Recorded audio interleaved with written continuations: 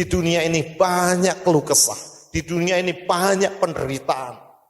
Tapi ingat, satu saat Tuhan Yesus akan datang menjemput engkau, membawa engkau ke surga. Satu tempat yang dikatakan tidak ada air mata. Satu tempat yang dikatakan tidak ada kematian. Satu tempat yang dikatakan tidak ada duka cita. Satu tempat yang indah, yang mulia. Dan itu yang Tuhan janjikan. Nah, kalau Tuhan berjanji, pasti Dia akan menepatinya.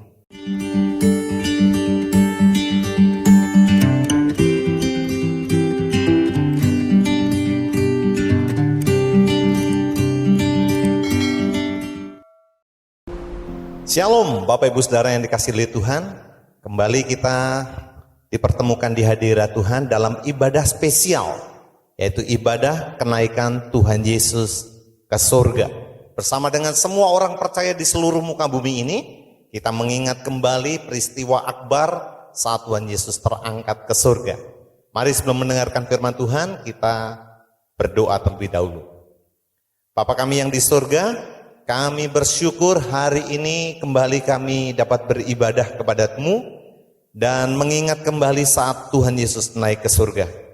Kami berdoa Bapa, kiranya firman Tuhan yang akan sebentar kami dengar menguatkan kami, meneguhkan kami, mendorong kami untuk lebih mengasihi Tuhan. Berkati hamba-Mu yang akan menyampaikan kebenaran firman-Mu. Terima kasih Tuhan, dalam nama Tuhan Yesus kami berdoa. Amin. Bapak Ibu Saudara yang dikasihi oleh Tuhan, kenaikan Tuhan Yesus ke surga seringkali dianggap sebagai hari yang kurang penting dibanding dengan hari Natal, dibanding dengan hari Paskah. Padahal Bapak Ibu Saudara, ini adalah merupakan peristiwa yang besar, peristiwa yang akbar. Kelahirannya yang secara ajaib, lahir dari seorang perawan Maria. Hidup Tuhan Yesus yang ditandai dengan perbuatan-perbuatan ajaib, mujizat-mujizat yang luar biasa. Kematiannya yang agung di atas kayu salib. Kebangkitannya yang mengherakan 3 hari kemudian. Seluruh kehidupan Yesus di muka bumi ditutup dengan cara yang sangat dramatis, yaitu ketika Dia naik ke surga. Jadi ini adalah babak penutup kehidupan Yesus yang luar biasa, yang sayang sekali kalau kita tidak mengerti makna kenaikan Tuhan Yesus ke surga. Karena itu, hari ini kita akan mendengar firman Tuhan, apa yang merupakan makna kenaikan Tuhan Yesus ke surga bagi kita orang percaya. Mari kita membuka firman Tuhan, kita membaca di dalam Kisah Para Rasul pasal yang pertama, ayat yang ke-6 sampai dengan ayat yang ke-11. Firman Allah berbunyi demikian. Maka bertanyalah mereka yang berkumpul di situ, Tuhan, maukah engkau pada masa ini memulihkan kerajaan bagi Israel? Jawabnya, engkau tidak perlu mengetahui masa dan waktu yang ditetapkan Bapa sendiri menurut kuasanya. Tetapi kamu akan menerima kuasa kalau Roh Kudus turun ke atas kamu. Dan kamu akan menjadi saksiku di Yerusalem dan di seluruh Yudea dan Samaria dan sampai ke ujung bumi. Sesudah ia mengatakan demikian, terangkatlah ia disaksikan oleh mereka dan awan menutupnya dari pandangan mereka. Ketika mereka sedang menatap ke langit waktu ia naik itu, tiba-tiba berdirilah 2 orang yang berpakaian putih dekat mereka. Dan berkata kepada mereka, hai orang-orang Galilea, mengapakah kamu berdiri melihat ke langit? Yesus ini yang terangkat ke surga meninggalkan kamu akan datang kembali dengan cara yang sama seperti kamu melihat Dia naik ke surga. Nah Bapak Ibu Saudara yang dikasihi oleh Tuhan, apa makna kenaikan Tuhan Yesus ke surga bagi kita orang percaya? Yang pertama, kenaikan Tuhan Yesus ke surga ini mengingatkan kita tentang waktu Tuhan. Bapak Ibu Saudara, ini menarik kalau kita perhatikan di dalam ayat yang ke-6 dan ayat yang ke-7. Di situ berkumpul murid-murid Tuhan Yesus, sekitar 500 orang yang berkumpul di bukit itu dan yang menjadi saksi Tuhan Yesus naik ke surga. Mereka berkata kepada Tuhan Yesus, Tuhan, maukah engkau pada masa ini memulihkan kerajaan bagi Israel? Sebetulnya kalau kita selidiki dari bahasa aslinya, kalimat yang dipakai ini tensesnya adalah imperfect. Jadi dapat dikatakan bahwa maka bertanyalah mereka untuk yang kesekian kalinya. Rupanya ini adalah kalimat tanya yang berulang-ulang kali ditanyakan murid-murid Tuhan Yesus kepada Tuhan Yesus. Pertanyaannya apa? Tuhan, maukah engkau pada masa ini memulihkan kerajaan bagi Israel? Dari sejak awal mereka mengenal Yesus, yang ada di pikiran mereka, yang ada di konsep mereka, Yesus ini adalah Mesias yang dijanjikan oleh para nabi dalam perjanjian lama, yang akan memulihkan kerajaan Israel. Kita tahu bersama Israel sudah berkali-kali berpindah dari satu penjajahan sebuah negara ke negara yang lain. Berawal dari mereka ditawan oleh Asyur, lalu kemudian ke Babel, ke Media Persia, dan kemudian ke Roma. Jadi mereka ingin lepas dari setiap penjajahan ini. Mereka ingin sebuah negara Israel yang berdaulat. Itulah sebabnya pengharapan mesianik mereka terhadap Yesus. Yesus akan memulihkan segala sesuatu dan akan mendirikan kerajaan Israel yang berdaulat. Itulah sebabnya mereka bertanya menjelang Yesus naik ke surga, Tuhan, maukah engkau pada masa ini memulihkan kerajaan bagi Israel? Tapi Yesus berkata, engkau tidak perlu mengetahui masa dan waktu yang ditetapkan Bapa sendiri menurut kuasanya. Masa dan waktu dalam bahasa Yunani kata yang dipakai adalah kronos dan kairos, berkaitan dengan sebuah kesempatan ataupun sebuah waktu yang berupa kronologi. Yesus mau mengatakan engkau tidak perlu tahu waktu pemulihan bagi Israel. Pemulihan bagi Israel itu pasti terjadi, tapi engkau tidak perlu tahu mengenai waktu yang ditetapkan Bapa sendiri menurut kuasanya. Alkitab memberitahu kita bahwa Tuhan itu bekerja sesuai dengan planning, timing, waktu yang telah ditetapkan. Berkali-kali ketika Tuhan Yesus hadir di bumi, Tuhan berkata, sekarang tiba waktunya untuk anak manusia diserahkan ke tangan orang berdosa. Sekarang saatnya, sekarang waktunya. Berkali-kali Tuhan Yesus mengatakan hal-hal seperti itu. Itu menunjukkan bahwa Tuhan itu bekerja sesuai dengan waktu. Tuhan itu bekerja sesuai dengan planning, sesuai dengan rencana yang telah ditetapkan. Bapak Ibu Saudara yang dikasihi Tuhan, ini mengajar kepada kita untuk kita belajar bersabar dengan waktu Tuhan. Tuhan ada waktunya untuk memulihkan keadaan kita. Berapa banyak dari kita yang bertanya sama seperti murid-murid Tuhan ini. Tuhan, kapan waktunya engkau memulihkan keadaan saya? Tuhan, kapan waktunya engkau memulihkan keluarga saya? Tuhan, kapan waktunya engkau memulihkan pekerjaan saya? Tuhan, kapan waktunya engkau memulihkan bagi bangsa saya? Banyak anak-anak Tuhan yang selalu bertanya kepada Tuhan, kapan waktunya Tuhan memulihkan keadaan kita. Tapi Tuhan mau berkata, izinkan aku bekerja sesuai dengan planningku. Izinkan aku bekerja sesuai dengan waktuku. Yang aku minta adalah kamu bersabar dan tetap percaya kepadaku. Bapak Ibu Saudara yang dikasihi Tuhan, dalam situasi yang kita hadapi saat ini, jangan kita kehilangan pengharapan. Jangan kita kehilangan kesabaran. Ada waktunya Tuhan bekerja dalam hidupmu. Seperti yang kita pengkhotbah katakan dalam pasal yang ketiga. Ada waktunya untuk bekerja. Ada waktunya untuk tertawa. Ada waktunya untuk menanam. Ada waktunya untuk menuai. Tuhan membuat segala sesuatu indah pada waktunya.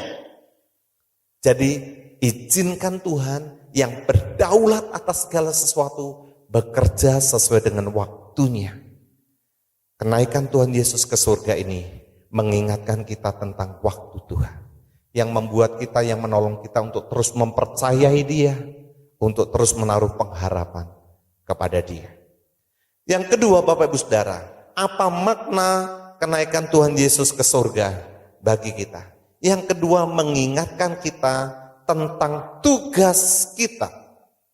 Di dalam ayat yang ke-8, firman Allah berkata, tetapi kamu akan menerima kuasa kalau Roh Kudus turun ke atas kamu, dan kamu akan menjadi saksiku di Yerusalem dan di seluruh Yudea dan Samaria dan sampai ke ujung bumi.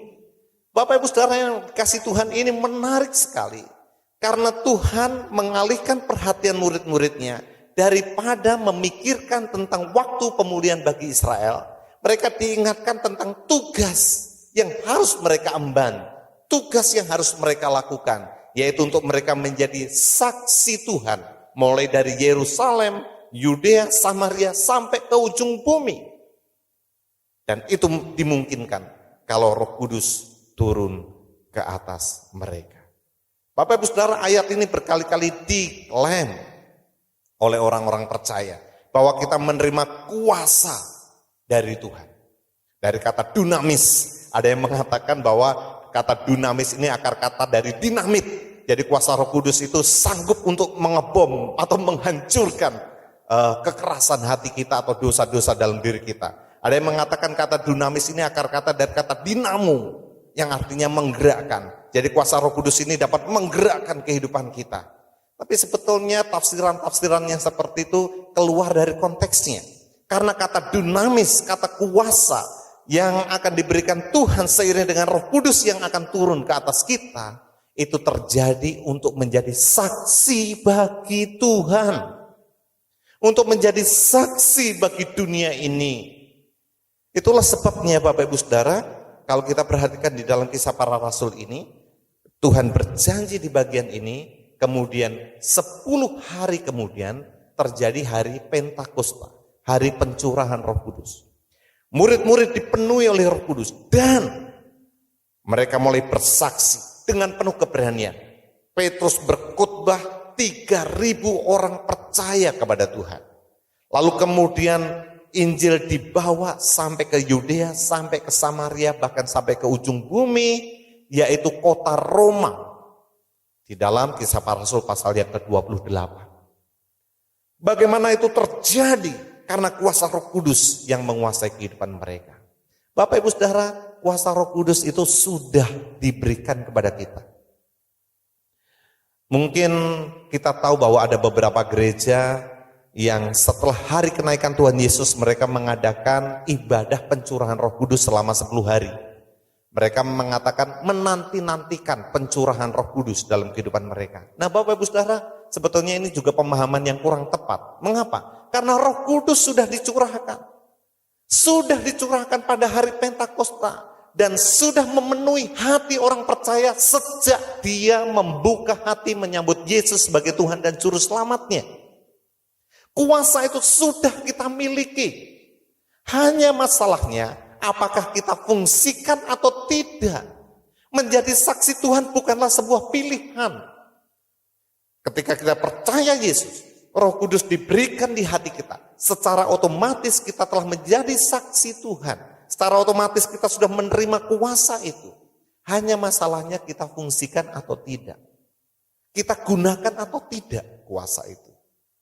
Nah Bapak Ibu Saudara yang dikasihi Tuhan, kenaikan Tuhan Yesus ke surga ini mengingatkan kepada kita, Roh Kudus sudah dicurahkan, kuasa Tuhan itu sudah memenuhi hidup kita, untuk kita melakukan tugas kita, menjadi saksi bagi Tuhan, di lingkungan paling kecil kita, yang disebut sebagai Yerusalem, di lingkungan tetangga-tetangga kita, yang disebut sebagai Yudea, lalu di lingkungan yang lebih luas lagi, di pekerjaan kita, di sekolah kita, sampai ke ujung bumi. Mungkin ada di antara kita yang dipakai oleh Tuhan menyeberang pulau, keluar kota untuk memberitakan kebenaran firman Tuhan, untuk memberitakan Injil Tuhan dan menjadi saksi bagi Tuhan itu. Tapi yang jelas bahwa ini tugas kita. Tuhan mau kita melakukan bagian kita, tugas kita. Ingat, satu saat Tuhan akan datang dan akan menuntut pertanggungan jawab. Sudahkah kita menjadi saksi bagi Tuhan? Sudahkah kita melakukan tugas kita? Atau belum? Jadi kenaikan Tuhan Yesus ke surga, selain mengingatkan kita tentang waktu Tuhan, Tuhan bekerja sesuai dengan waktunya, juga mengingatkan kita tentang tugas kita untuk menjadi saksi bagi Tuhan, bagi dunia ini. Yang ketiga, makna kenaikan Tuhan Yesus ke surga bagi kita adalah mengingatkan kita tentang janji Tuhan. Nah, ini yang menarik. Dikatakan di dalam ayat yang ke-9, sesudah ia mengatakan demikian, terangkatlah ia disaksikan oleh mereka dan awan menutupnya dari pandangan mereka. Ketika mereka sedang menatap ke langit waktu ia naik, tiba-tiba berdirilah dua orang yang berpakaian putih dekat mereka dan berkata kepada mereka, "Hai orang-orang Galilea, mengapakah kamu berdiri melihat ke langit?" Perhatikan, Yesus ini yang terangkat ke surga meninggalkan kamu akan datang kembali dengan cara yang sama seperti kamu melihat dia naik ke surga.